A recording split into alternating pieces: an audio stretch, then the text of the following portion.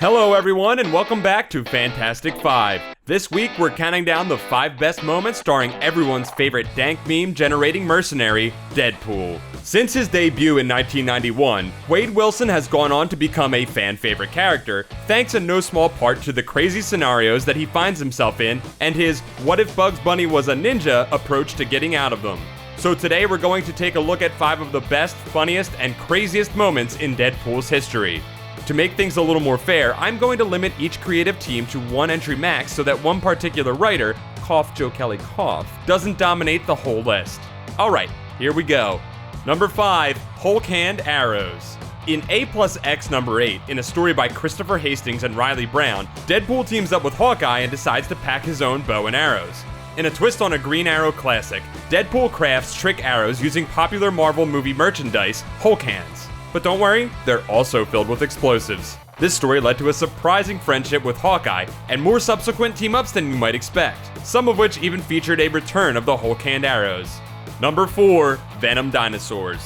In 2004, Deadpool was partnered with his former adversary, Cable, when their DNA gets interconnected thanks to a weaponized virus. The bad news is, by the end of the series, Cable died in a big X crossover. And so in the story, Alone Again Naturally by Fabian Nicieza and Riley Brown, Deadpool teams up with different members of the Marvel Universe in each issue.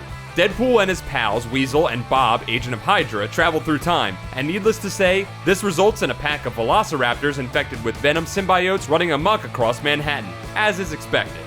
Number 3, Rhino Keychain.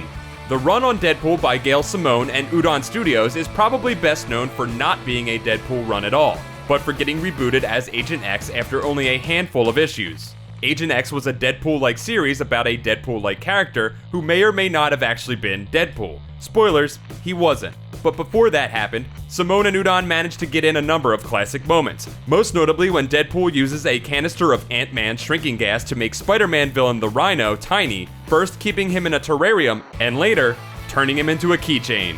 Number 2, Deadpool's Family.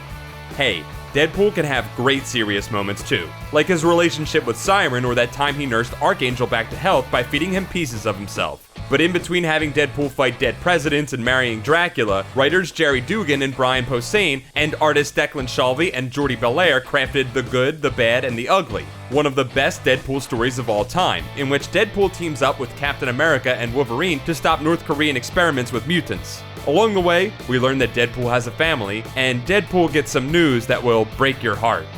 And number 1, Deadpool in 1966. Let's be real. The Joe Kelly, Ed McGuinness run of Deadpool that began in 1996 is the main reason anyone cares about Deadpool today. It features many of the reblogged panels in Deadpool history, including the time that he impaled Hulk with a street sign and the time he dragon punched Kitty Pryde. But the best issue of that era is probably Deadpool number 11, in which Deadpool and his friend and hostage Blind Al travel back in time to a 1960s issue of Amazing Spider-Man and take the place of Peter Parker and Aunt May. Hijinks and mockery of Stan Lee dialogue ensue. Since then, Deadpool and Spider-Man have teamed up a number of times, forming another unlikely friendship.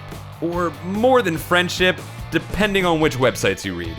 That's all for this week. Join us next week when we say 5 more things that will make you mad. Thanks for watching this episode of Fantastic Fives. Don't forget to like this video, subscribe to Comics Alliance for more comic facts, and check out comicsalliance.com for more comic awesomeness.